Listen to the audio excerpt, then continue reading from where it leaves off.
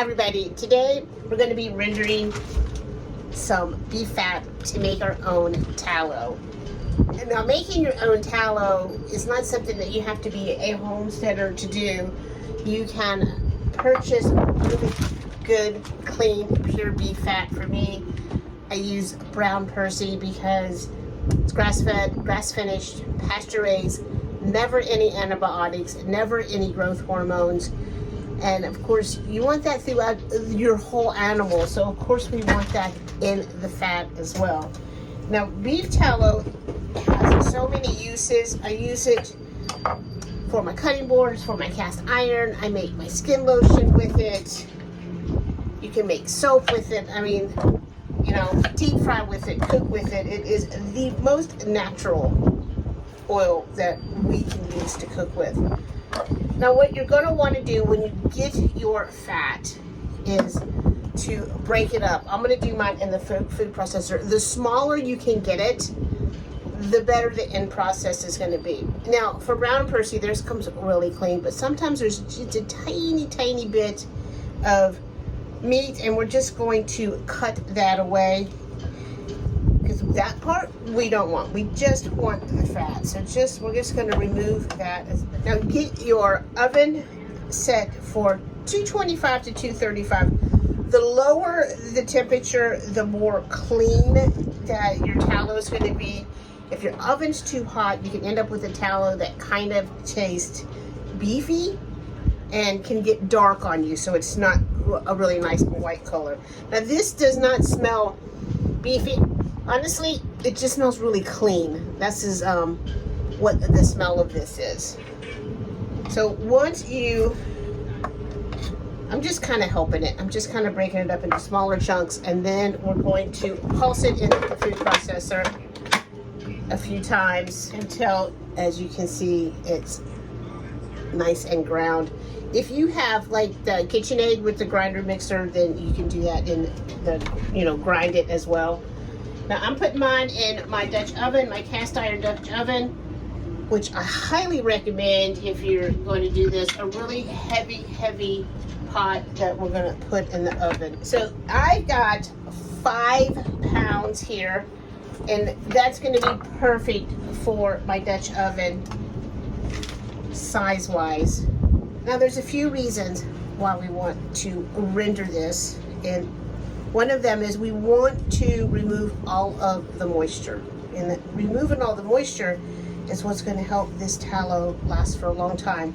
It can last in an airtight jar for up to a year. But it helps to remove any kind of impurities that might be in it. So there's a couple of reasons for doing this. Now, tallow was what people used to cook with for hundreds and hundreds of years. Tallow or lard. Lard is from pigs. Tallow is from beef.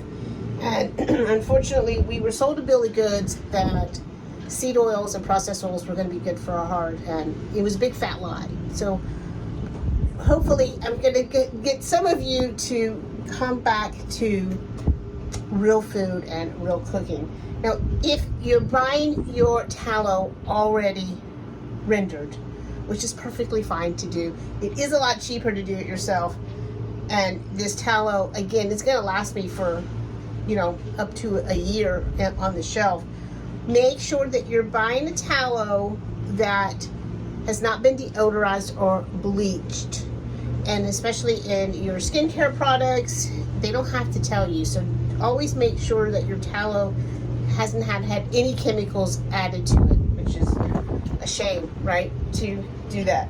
I'm going to get this finished ground up, and then we're going to go in the oven. Now, even though we're trying to remove all of the moisture here, before you put it in the oven, just add 2 to 3 tablespoons of water, and this just ensures in that first hour or so of cooking that none of the tallow sitting on the bottom will burn. So now that it's all ground up, look at that, and this is going to shrink down to maybe about half. Now, into your oven every 30-40 minutes. Just kind of look at it and give it a stir. It's going to start bubbling, and we're going to check on it throughout the day so you can see all the different stages so you know what to look for. No lid, just in your oven. All right, so this is about an hour in. And we're just starting to really melt. Okay, so we're a couple hours in, and you see how it's bubbling? And that is what you want. That bubbles are moisture being released. So just keep it steady like this. Again, this is about a couple hours in, and this can take anywhere from 4 to 6 hours. Okay, so now can you see how I don't see any more of those bubbles? So once that stops, then it's time to take it out of the oven. So out of the oven, now for me it's been 6 hours. Again, 4 to 6, it could be 8 depending on how low your oven is. So I've got a bowl here and a strainer and some cheesecloth. So we're going to strain all of this.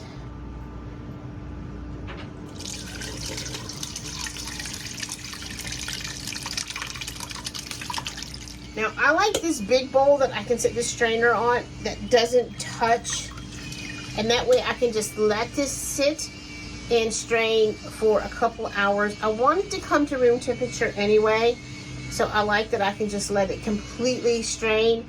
And when it comes to room temperature, then I will get rid of all of this and put the bowl in the refrigerator until tomorrow. All right, so it is the next day and it's nice and hard. I'm taking it out and putting it in this to warm it back up. What you want to look for the next day when you take this out of your bowl, and you can see mine is very clean and there's no water. If you didn't render all the water out, it's going to pool down here in the bottom. So warming it back up, we can remove the rest of that water, and sometimes you'll still see some sediment on the bottom, but you know, my fat was so clean that I really don't see that. But if you do, it's okay.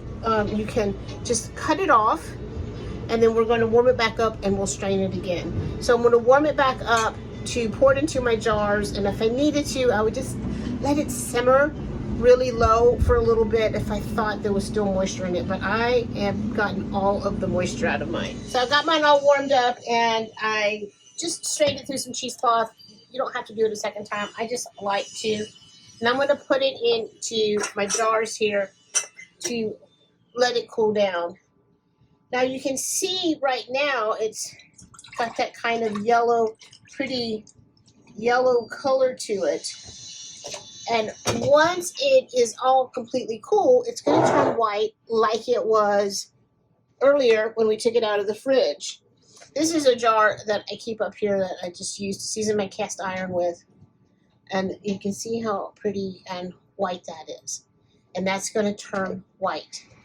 Now, because everybody can make a mistake, and it so happens, this was a batch I did a while back, and as you can see, it's yellow. Even cold, it's yellow. And that's because, well, I kind of got busy and forgot it was in the oven and took it too far. And those little crinkly pieces like that we strained out, well, those will continue to cook, and that's what's going to discolor your tallow. Now, I can use this. There's nothing wrong with it. It's still perfect to cook with.